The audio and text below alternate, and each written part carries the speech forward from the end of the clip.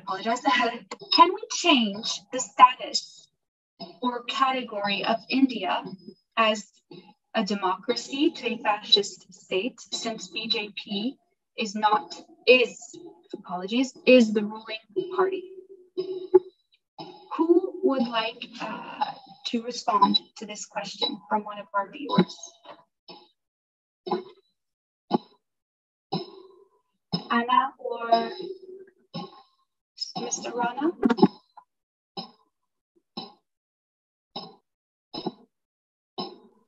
Hello. Yes, hello. I only heard the Rana. I didn't heard anything else. So. No problem. I can repeat myself. So one of our viewers has sent us a question, and they have asked, can we change the status or category of India as a democracy to a fascist state, since the BJP is the ruling party? Okay, first of all, the question is right, but the place are wrong. We are not in that position. We wish we are in that position, so we can first solve the issue for Kashmir and Khalistan. So yes, this debate can be picked up, and from this platform we can discuss this, and we can take this further up. But this is something which is Indian government and Indian society need to debate and do the exercise about this issue. But I think we are, none of us, me or Margaret or my colleague, are not in this position to change the status of any country. But what we can do the lobby in the UN. That's what we are doing right now, to put the pressure on India and on international and a national platform. But if anyone have other question, I can see my wonderful friend Sheikh Hamzi, the professor from the Oxford University, and the Mr. Jaswant Singh from Sikh community, the top leader from Bristol, is also present, and many other people. If they have any question, we will love to answer their question as well.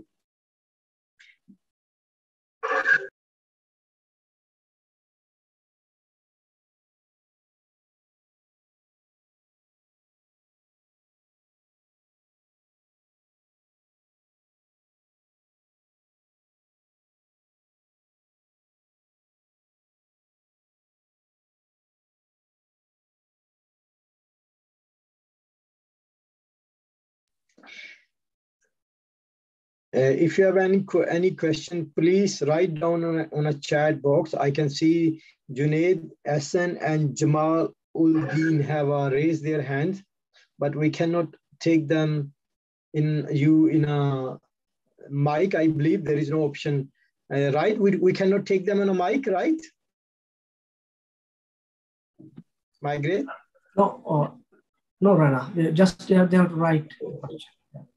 Yeah, so if you have any question, please write down in a chat box, so then we can answer, or you can SMS me on my mobile if you have.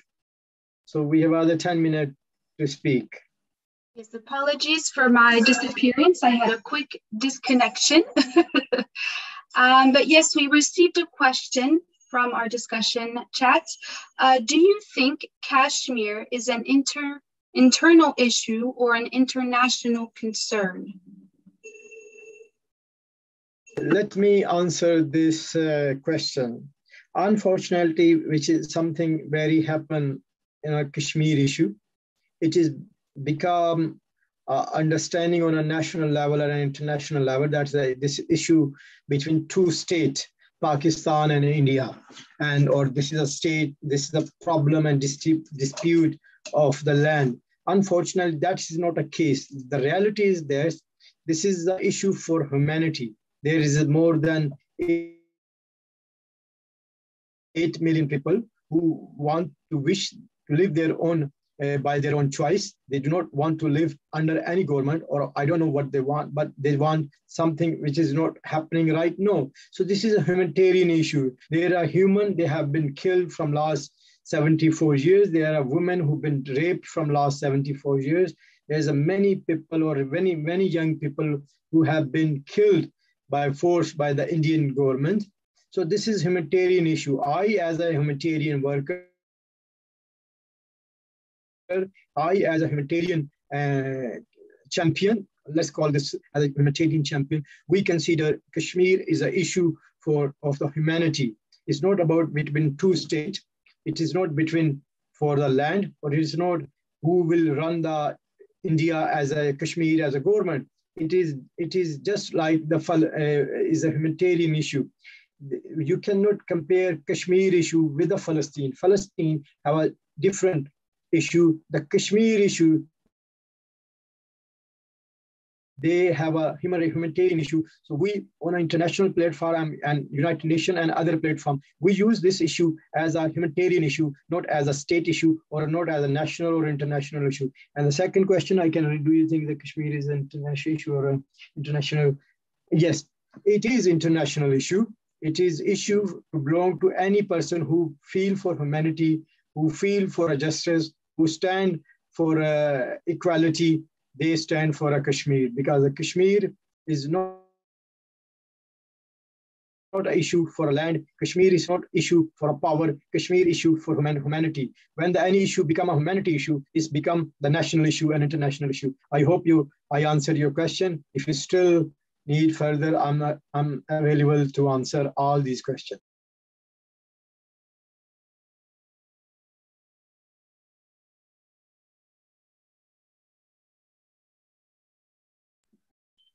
Thank you, Mr. Rana, for your important response. We have another question as well, which is, what are the main causes of violence in India, and how can we restrict the other countries to follow human rights properly? Is this again, I need to answer or someone else want to answer? I don't want to occupy. The questions are open, so it's for any of our speakers to... Yeah, Rana, go ahead. You can answer the questions. Okay, thank you.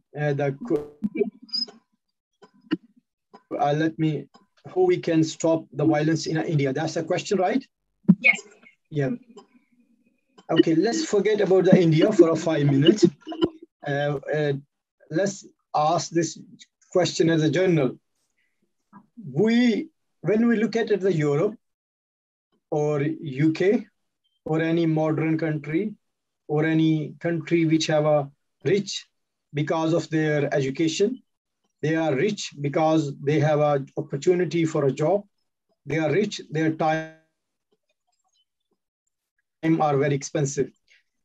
In a United Kingdom or in other part of the world, I will compare Europe, United Kingdom, and USA, New Zealand, Australia, and 26 countries from the Europe, 29. If you look at them, they are very rich to providing education. Almost 20 to 25% people get minimum graduation from the universities from these countries, and equal to second standard, they need to go to the school and colleges by their law. So you cannot take your education in a halfway. You cannot leave in a class 5 or class 6. You need to finish class till 12 in UK and especially in other part of the world. So when you get education, these government, they spend much more money on providing job, giving opportunity for an equal right, and they spend more money. We spend, like India and Pakistan, we spend money on our army, we spend money to buy the weapon, we spend money on our security, we spend money on our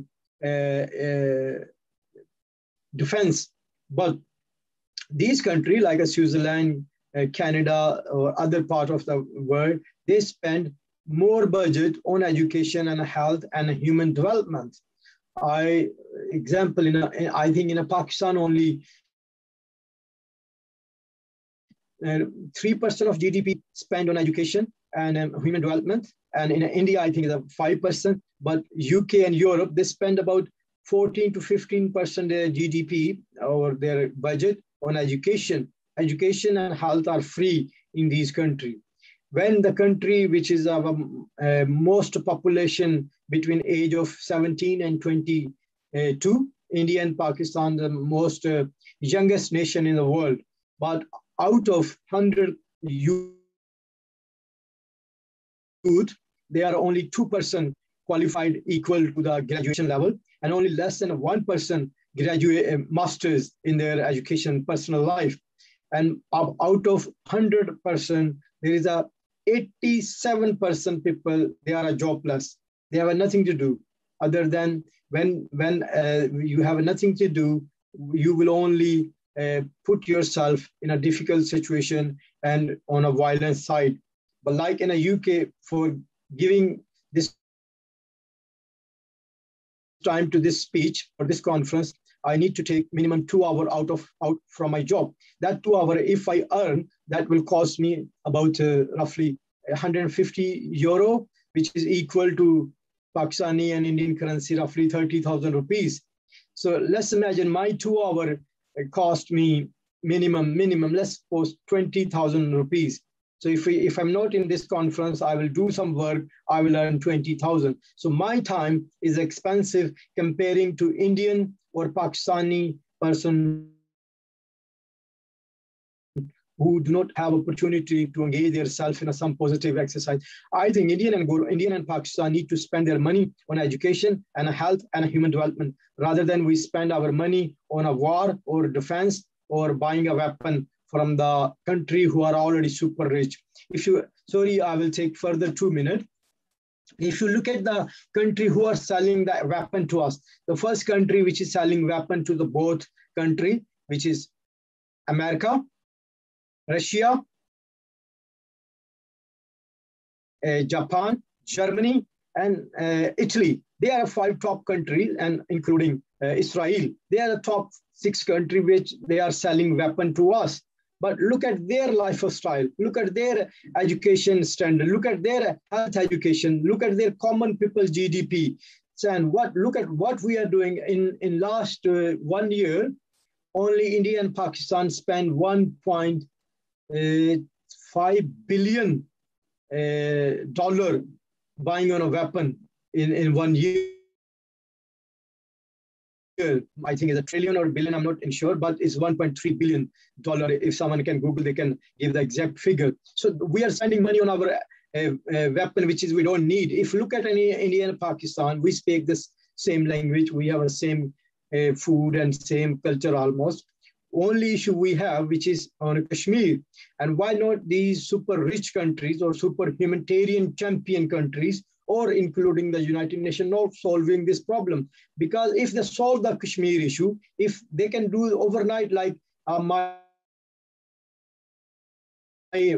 colleague Mahayuddin is a witness and all other people are witness, when United Nations want to solve any issue, they can solve East Timor and West Timor in one night. They can part the revolution about the Iraq, and they can do whatever they want to do in Iraq. But Kashmir issue, they do not want to solve. If they solve the Kashmir issue, they will lose their biggest weapon supply, weapon customer. So they don't want to lose a customer. That's why we are facing this violence and all these trouble. Thank you. Hope I answer the question. If not, I'm still available. Thank you, Mr. Ali. As we are reaching the end of this very interesting and very informative